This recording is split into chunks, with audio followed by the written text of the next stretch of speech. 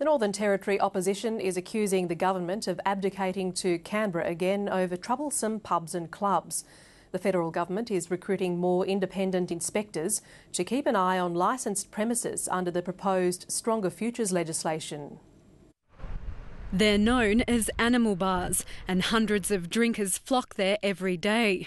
But the federal government wants the harmful rivers of grog to shut down and is beefing up its own muscle to do it. In this year's budget, it's increasing the number of independent alcohol licensing officers to 12.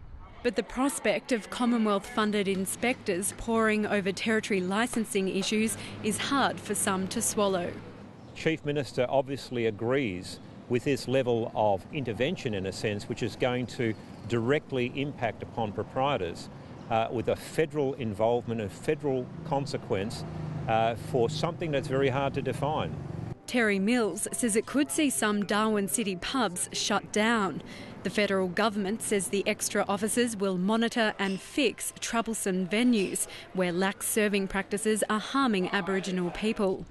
But the country Liberals blame the behaviour of drinkers, not the supply, and hit the streets of Darwin City with their camera to prove it. The scrutiny needs to be placed on the park just across from Parliament House, where they have drinkers' camps.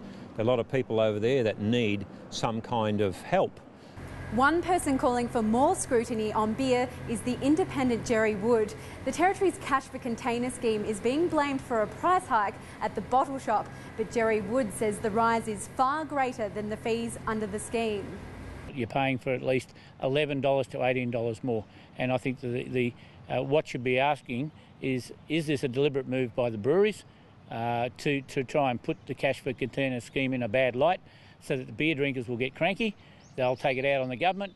He's calling for the Territory government to give the Consumer Affairs Commissioner the power to investigate. Phoebe Stewart, ABC News.